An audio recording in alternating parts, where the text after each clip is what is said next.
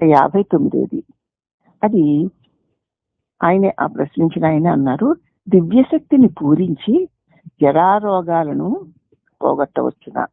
మనం దివ్యశక్తితో ప్రయోగించి వృద్ధాప్యాన్ని, రోగాలని పోగొట్టవచ్చునా అని అడిగారు.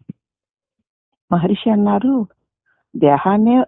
దేహాన్నే వర్జించవచ్చును, దేహాన్ని కూడా పోగొట్టవచ్చును.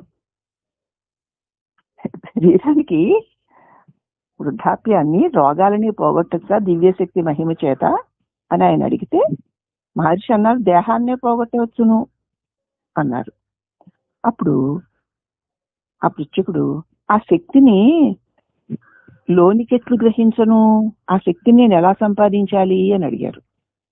అయితే మహర్షి వారు అంటున్నారు, అది ఇప్పటికే అక్కడ ఉంది, నువ్వు కొత్తగా ఏమీ గ్రహించి లోపల పెట్టుకోవాల్సిన అవసరం లేదు, కొత్తగా దాన్ని నింపుకోవాల్సిన పని కూడా లేదు. నీకు అది వెలుపలుంటే లోపలికి తీసుకోవచ్చు, శక్తి బయట ఉంటే నువ్వు లోపలికి తీసుకోవచ్చు. ఆ శక్తి నువ్వేనే, లోపలికి పుచ్చుకోవడాలు లేవు, మరొకరికి ఇవ్వడము లేదు. నువ్వే లోపల బయట ఏమిటి? శక్తి లోపలికి తీసుకోవడానికి లేదు, మరొకరికి ఇవ్వడము లేదు అన్నారు భగవాన్. మళ్ళీ ఆ పృచ్ఛకుడు అంటున్నారు, ప్రకృతి నియమాలకి, నియత ఆహారం లాంటి వానికి కట్టుబడి ఉండుట అవసరమా?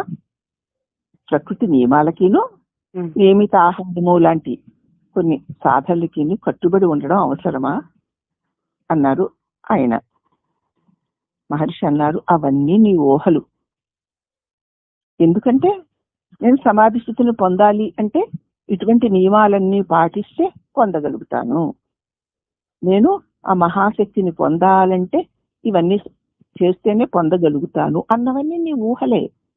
ఎందుకంటే నువ్వు దేన్ని పొందగోరుతున్నావో అది నువ్వే అన్నారు.